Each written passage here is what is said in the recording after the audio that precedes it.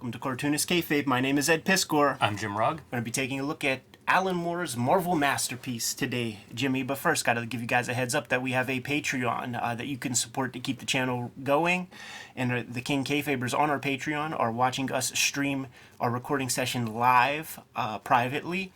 And they get access to all the videos that we record before anybody else completely mitigates the kayfabe effect. But the videos are also brought to you by the comic books that we make before you. You see a healthy sampling of our bibliography.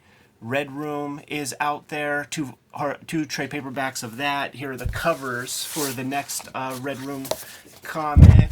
Here's the first cover. Here's the second cover, Jimmy's variant cover. And we're going to do a sketch cover for that first issue. There is Hip Hop Family Tree celebrating its 10-year anniversary. There are 4 volumes of that out there, but forthcoming there is going to be the Hip Hop Family Tree Omnibus Collection. Thank you guys so much for supporting that in such a big way. 3 volumes, X-Men Grand Design and WYSIWYG. Jimmy has Street Angel Princess of Poverty coming to you sooner than later. It is a great companion piece for Street Angel Deadliest Girl Alive, and both books will comprise of the entire bibliography of Jimmy's Street Angel comics.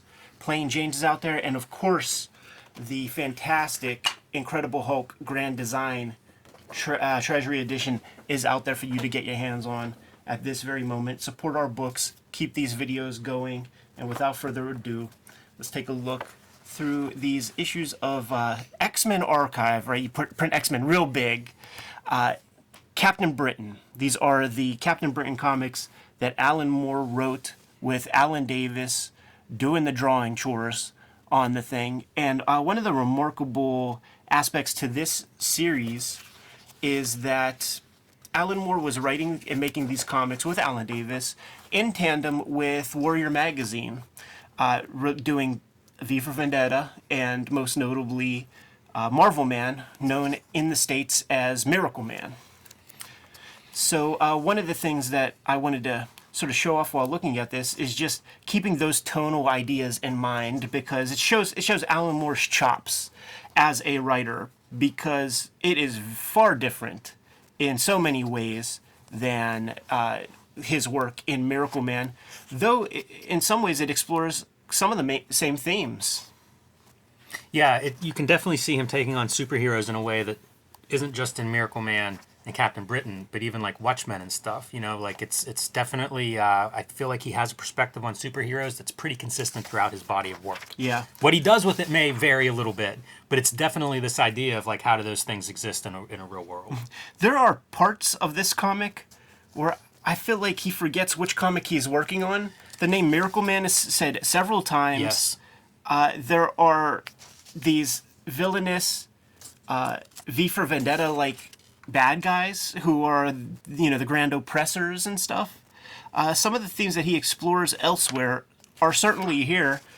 And I won't go so far as to say this is a revisionist superhero comic, but within the first 2 stories, Captain Britain fully gets killed. This is Captain Britain right here. So once we get to this strip called A Rag, a Bone, a Hank of Hair, which shows up in issue 1 of a comic called Daredevil. So this is issue 1 of something new. The characters of Merlin and Roma, who, for those playing at home, man, she is the one that sends the X-Men through the Siege Perilous to Australia. They are literally rebuilding Captain Britain. Yes. Yeah, Roma's rebuilding his physical body while Merlin is putting together his soul. I love it, and because the thing about that is now we get this origin story to catch everybody up to speed while Merlin is implanting memories, thoughts, and ideas into the Captain Britain brain that's warehoused inside this skull. So it's catching everybody up to speed, and it's, you know, issue 1. Look at the Alan Davis art, and it's real interesting. In the very first issue, Alan Davis writes the intro and talks about this as like a job, like his first paying comics gig. You know, like he had a full-time job working, I think, loading trucks or something. Yeah. And this was totally a side gig where like he considered his art a hobby, but it was a real boon to actually get paid for it, especially at a time when comics were considered like, you know, very second-rate, kind of a joke. And certainly in Britain. Yes. And he says all that in the intro. You know, I'm not putting words in his mouth here, but it's interesting to see his development too. Yeah. Like there's a great energy in these comics that comes with that youthful exuberance. And he's getting, this is a drawing job on rails with voluminous amounts of text from Alan Moore describing what should go in each scene. So Alan Moore is setting you up to compose beautiful pages and get enough story across. How much of a bitch would it have been to draw the OG Captain Britain having to draw a lion? Not only that, I don't know that we're talking about Captain Britain if this is his costume. Yeah. Because I remember getting those Marvel Universe books, like early, first year of reading comics. Right. And I just go through and look at all the characters and who looked cool and stuff. And it was like Captain Britain was such a cool looking character. Totally. In the redesign, in the costume that we're seeing here by Alan Davis. Yeah. That costume is amazing, and that original costume, what a dud. Yeah, that was Herb Trimpe and Chris Claremont. Chris Claremont and Trimpe, they established a lot of the characters that we're playing around with here. And if you're a longtime Kayfaber and you watched our video on the Jim Lee X-Men trading cards, we were cutting promos on all the Excalibur characters. These are all the ones that you're going to see in here. Saturnine and Megan. Go back one page. Like when they're giving him life, look at the cartoony expression on his face, those giant cartoon eyeballs. Totally. Love it. And a great overall effect, and even the panel border being that jagged starburst. Fantastic. This is episodic comics in the same way that the Miracle Man ones were. And man, now that I'm thinking about it, the trajectory is even the same because you get maybe 7-page deals, just like you did with the Miracle Man stuff to start. And then when Miracle Man comes to America and it gets full issues worth of material, the story gets to expand in later issues. It is so dense in the beginning. It's good that you note that, because I think some of those early ones might even be 5 pages. Right. Look at that, man. I think Alan Moore said he turned into a magician when he was 40, but I think there might be some evidence that he was kayfabing himself pretty early. Could be destiny. Could be destiny there. But this story is the one where they're rebuilding Captain Britain, and one page is bones, the next page is some musculature, the next page is a little something else, where the Alan Moore script and the design of the pages is divorced from almost anything else you would see in an issue of 2000 AD or this Daredevil's comic. It all seems very regimented and clear, and he's playing with different structures in every strip. And if you just go through old 2000 ADs, you could always find the Alan Moore one without even seeing the damn Night Nocturne. Is there any combination of story and art that you can do that makes Night Nocturne successful? I Am Going to Sleep. That's a rough name to overcome. Such a good costume. Look, it's a helmet. That helmet's really cool. There's some good shots of Captain Britain throughout this where it's it feels very 3D. Yeah. That 3/4 view. Look at this for again, fun drawing, just pushing that boundary. He tells a story though with the costume variants that he had drawn this costume, they needed a new costume. He liked it, was happy with it, and then I think Jim Shooter gets involved and he wants to see some other costume designs. So then Alan Davis is trying to draw lame designs. Right. So as not to lose the costume that he likes. And it is an iconic costume. I got those Marvel Universe Series 2 cards, right? And they were just rife with these patriotic type characters. You had your Captain Britain, you had U.S. Agent. Yeah, that was another one I liked. How much does this feel like, you mentioned 2000 AD, flipping through it, it feels like this is not your house style, Marvel house style. This feels like that UK... Well, I'm going to say 2000 AD. I don't know what else I would compare it to in that regard, but it has that feeling. Well, maybe Miracle Man, something like that. But it feels like that British, I don't know, it has that flavor. They never figured out lettering over there, man. Look at how those words bump up against the balloons and stuff like that. That's just awful. Yeah, there's a lot of inconsistency in the lettering. It looks like, sometimes on the same page, it looks like multiple hands involved, but different sizes and things. You see stuff like the Big Ben and all that, you can't help but think of Miracle Man in a way.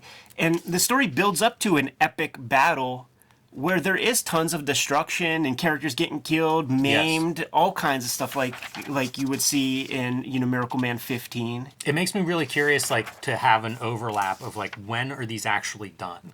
Because Yeah. at some point, like Alan Davis is drawing Miracle Man. Yeah. Is it the same? Is there overlap? Like, are Right. these guys going back and forth in a monthly assignment between these two sets of characters? At the time of these being constructed, it would be Gary Leach doing the Miracle Man stuff, but they are part and parcel coming out at the same exact time. That's the noteworthy piece because it just shows the chops that Alan Moore has on display.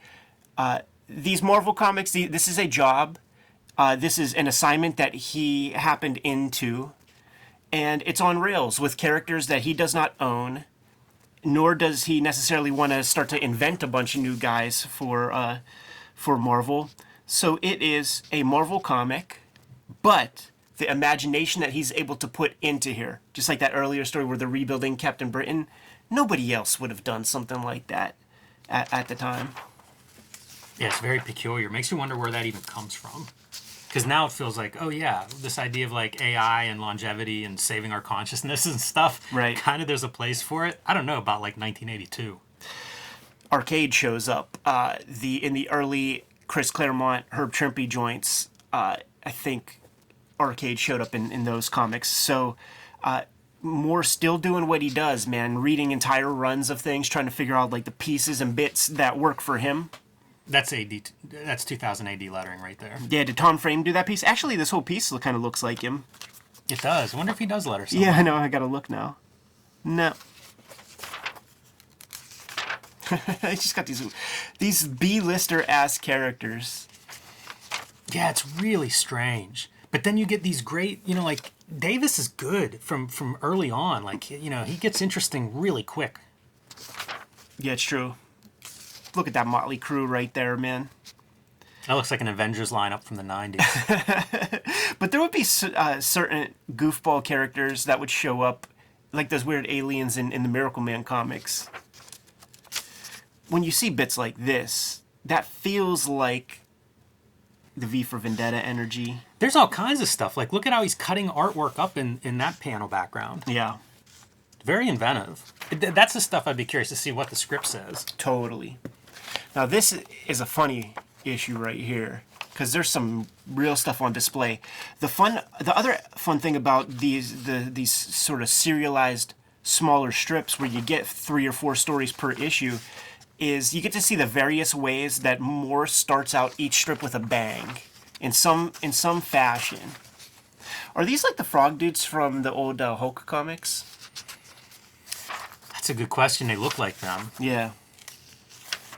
And one of the MacGuffin characters that carries on throughout is this Fury character. Just think of him as your Doomsday. It made me think like what a Death of Superman could have been from like an Alan Moore in a way, man. Because this is your Doomsday character that is kind of on the hunt for Captain Britain the entire time. That's a great call. Whenever I saw it, like I went right to 1963. Yeah. Like the Fury, like let's use that name some more. Totally. You have your like multiverse of Captain Britons, which starts to make you think about Moore's love of Superman and Supreme, how he would play with those kinds of Mort Weisinger tropes. So you got a whole bunch of those. And I wonder if, in fanboy speak, I might get this wrong, but like the modern Marvel time frame is like Earth 616 or something. That's coined in here. Like Oh, wow. they talk about that in here when they talk about all the different Captain Britons that exist in different space times. And they call out several different Earths, and I wonder if it all comes from Alan Moore. I love that they include the covers. Yeah, like that's great. a nice choice in these reprints. You know what's wild is you think of all like the multiverse stuff in Marvel nowadays, like in their, especially in the cinematic universe. Yes, unbelievable. But I think of like DC and all their crisis and trying to clean up all of their multiversity, and it's sort of like now Marvel successful is moving in that direction, which we've seen DC working on trying to like fix for 50 years. Right. And you're going to open that can? I linger here, ladies and gentlemen, because Unbelievable. it's like Alan Moore got confused completely because it's Miracle Man. It's Miracle Man. It's a blonde guy with the same outfit. They call him Miracle Man. Now, he was Marvel Man in the damn Warrior comics. Alan Davis will draw Miracle Man comics. Miracle Man becomes a Marvel character some years later. Like, this might be Exhibit A of Alan Moore as magician. I was gonna say, like, you start planning this stuff. That's what you would hear like magicians talk about doing, right? like this is some kind of sigil or something. There's whole like conspiracy theories about the Berenstain Bears, Mandela effects, and multi-universes. Wild, and equally wild. This character and its design and the whole look, and even these are printed on newsprint. Yeah, it's great. That Miracle Man piece though, that was worth the price of admission to get a video. See, we got our Earth 238 shits, Earth 616, Earth 920.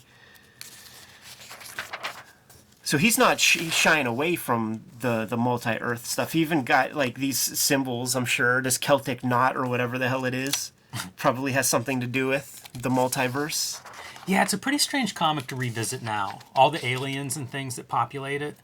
It doesn't feel like a Marvel comic. No, it feels like the best of like a Silver Age DC that money could buy or something. But it is continuous, lush imagination. Alan Moore acknowledging like I am playing with superhero tropes here, and you could do anything, down to having like a Howard Cosell. You know, I think this is like parody. Maybe People's Court was brand new whenever this came out.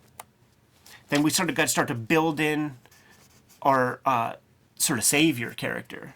By the way, call for superhero legislation. Right. I mean, clip it out and paste that into Watchmen. Totally. There are these moments where I'm like, did we miss something? Because one strip to the next, a whole lot of stuff will happen. Yes. You know, like you go from one strip to the next, and now there's like internment camps for mutants and superheroes. And I'm like, what the fuck just happened here? Yeah, I feel like what you see there is that idea of like Moore's writing an ongoing serial. And after 7 chapters, he had this idea, so fold it in there. Yeah. Let's keep running with it. And he built a bunch of these characters in. Now he's got them all in the same room. Oh, man, go back one. Look at this weird effect of having 2 panels next to each other. I think if Ivan Brunetti talks about animation of having same-sized characters in subsequent panels, but it's so weird to look at, considering what this story is of, like, multiple versions and dimensions of these characters. Love all this extra stuff. So good to have these kind of inclusions into the comic. A lot of John Byrne. I was going to say that. It looks so John Byrne-ish right there. Yeah, a lot of John Byrne there. It's worth noting, too, like, Alan Moore doesn't want this reprinted, you know, at some point early in his career. And it creates a real problem with Alan Davis. Like, that's something that's come up over the decades. It's that risk of the creator, you know, who owns what, and you're doing collaborations, and it's a risk. Not even accounting for like Marvel being like the third dance partner in that circle. Yeah, sure. But it does feel kind of silly to think that you have any say in that. You know, in Marvel reprinting something they own or not. Certainly capitalizing off of your name. Once this Fury shows up, it gets pretty radical when you have Merlin, Roma, and they're kind of playing a chess game against this other bad guy entity. And you can see it right there where they're moving chess pieces almost as the real world battle is going on. And then new pieces are emerging. A lot of magic in here. A lot of magic stuff. I go back and forth on the Fury design. Like, there's some stuff here that looks really cool. And getting, like, a close-up of his face, or its face, I kind of like it because it's just... Nothing looks like that. Yeah. You know, like, there's little humanoidal elements. But overall, it's like, this is a very uniquely designed character. Maybe generic... Maybe functional. Kind of a neat thing, though. Yeah. I like the comparison to Doomsday. Characters are just getting decimated by this thing, the Fury. The whole deal with the Fury, and it's one of those great superhero comic things where the Alan Moore build to the Fury is this guy stops at nothing to accomplish his task. It's never ending. And his job is to like wipe out superheroes or something. Captain Britain is on his mind. He will not stop until he takes care of everybody. So what do you do with that? You know, it's a great build over a bunch of issues, which is like the Doomsday thing. Yeah, it's pretty amazing, that part. When Captain Britain shows up, and it's the beginning of the story, shows up in this universe that is all superheroes have been wiped out. And whenever he shows up, it's like, uh-oh, fire up the Fury again. It's a great ending, and it is canceled. So it's almost like the second death of Captain Britain in the Alan Moore run. But we have our final giant big battle with the sort of bad guy telepath dude and Captain Britain and his people. And it's earth-shattering. Stuff is being done. They drive the Fury down into like Earth's core or something, which is that stuff that we talk about with the Kayfabers out there who are working on their various Death of Superman comics. The fact that like the actual comic that came out was just a terrestrial fight on the streets of Metropolis with two superpowered beings that could fly and things is such a missed opportunity.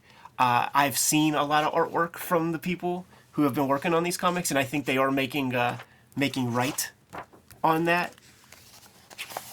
Yeah, I always thought the move with Doomsday was it should have hit the Earth like an astral body. Yeah. Like it should have gone 3/4 of the way through the Earth. It should have messed up rotation, something with some impact. Also worth noting that this Alan Moore stuff, and if you wanted to just grab it in these issue formats, man, X-Men Archives issue 2 through 6, it's a complete story. There is a beginning, middle, and end.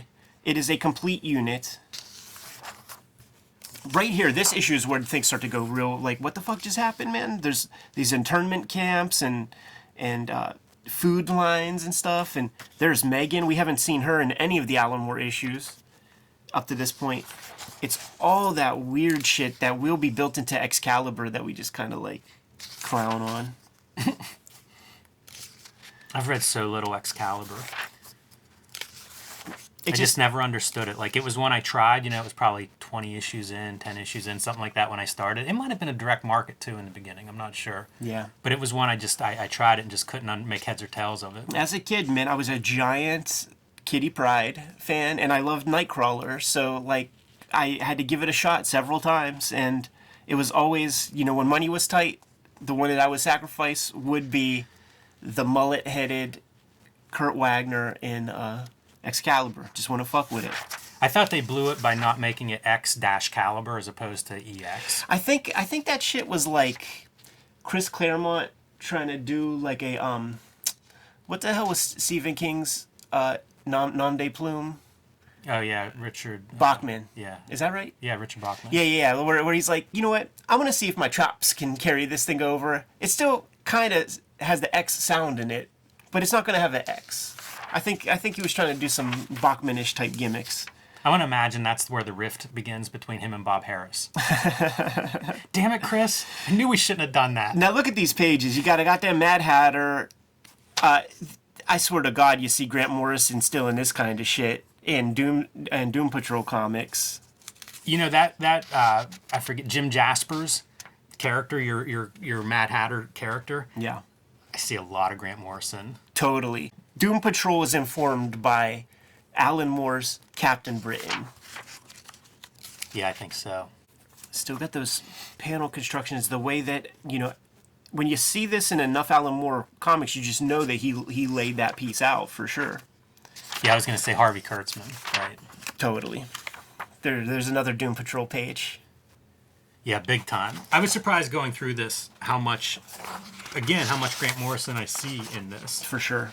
Especially when it comes to playing with the superhero tropes and things. It feels like there's just a ton of these ideas. Like it must have reflected maybe what Alan Moore was reading, thinking about at the time, something. Because a lot of these ideas they feel perfectly at home in a superhero comic, but they also don't feel like a lot of other superhero comics that I can think of.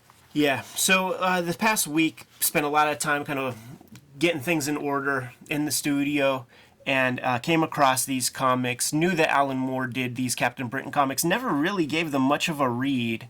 Cracked one open, and I sat down and read them all.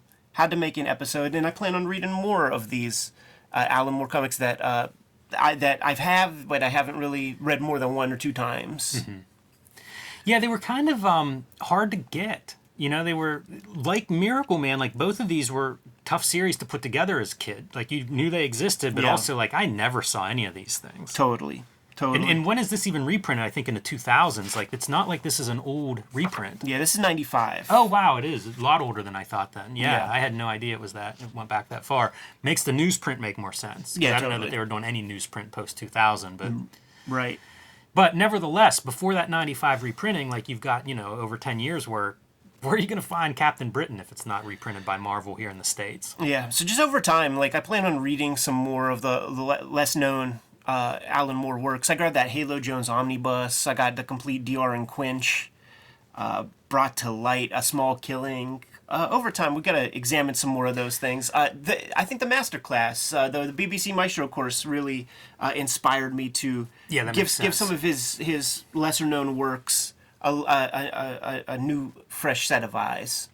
It's really interesting to having gone through that masterclass, to then look at comics like this, which this is a job. This is Alan Moore being a professional writer, and this was a job he got. And then how does he make it interesting for him? Because he talks about that in that masterclass, and you can almost see it, like explore all of these characters. Make sure they all have a place and a backstory and motivation and all this stuff. Exploring the world, the setting, like all the things that he talks about in that masterclass. You really see it in a book like this. Totally, and the comics that are adjacent to this, you see how they're thin compared to, the work and craft that he's putting into the work. It's an education, man. Kayfabers, like, follow, subscribe to the YouTube channel. Hit the bell so we can notify you when new vids are available. Hit up our Patreon. Depending on the level, you're seeing these videos being streamed in real time, and you're getting all the videos before anybody else. But these videos are brought to you by the books that we make. Jimmy, tell the people what is out there and what is forthcoming. Street Angel, Princess of Poverty is my next book. It'll be out from Image Comics later this spring. You can pre-order that one now. It's all different material than Street Angel, Deadliest Girl Alive, but a perfect book set with that one. Plain Jane's my young adult graphic novel, available in print, and Hulk Grand Design, now available everywhere comics are bought and sold. And you can join me on patreon.com/JimRugg to see more of my comics and art. See what I'm working on next. I'll be posting my latest comics on there. And download out-of-print zines and mini-comics on my Patreon. The Hip Hop Family Tree Omnibus is the best book that I ever made, and it's coming out at the end of 2023. But you can pre-order it right at this very moment. Please do that. Over 140 pages of material that is not in the first 4 volumes of the existing Hip Hop Family Tree series. Red Room Crypto Killers is beginning. You can get those comics ordered at this point right now, man. Here's that Jim Rugg variant. Make sure you get your hands on that sketch cover variant. Peach Momoko's doing one for issue 1. Murder on the Dark Web for Fun and Profit. There are 2 volumes of that out there. 4 volumes of Hip Hop Family Tree out there. 3 volumes X-Men Grand Design, and WYSIWYG is out there. I'm serializing new Red Room comics on my Patreon right now, and that's going to be the first place where you're going to see the next projects I'm working on, so join the Patreon. All the links in the link tree in the description below this video. Jimmy, tell the people what else we have going on. Subscribe to the Cartoonist Kayfabe newsletter at the links below this video. You can also find Cartoonist Kayfabe t-shirts, merchandise, hats, mugs, stickers, and more at our spread shop. That link is also under this video. Perfect way to support the channel. Given those marching orders, we'll be on our way. Read more comics.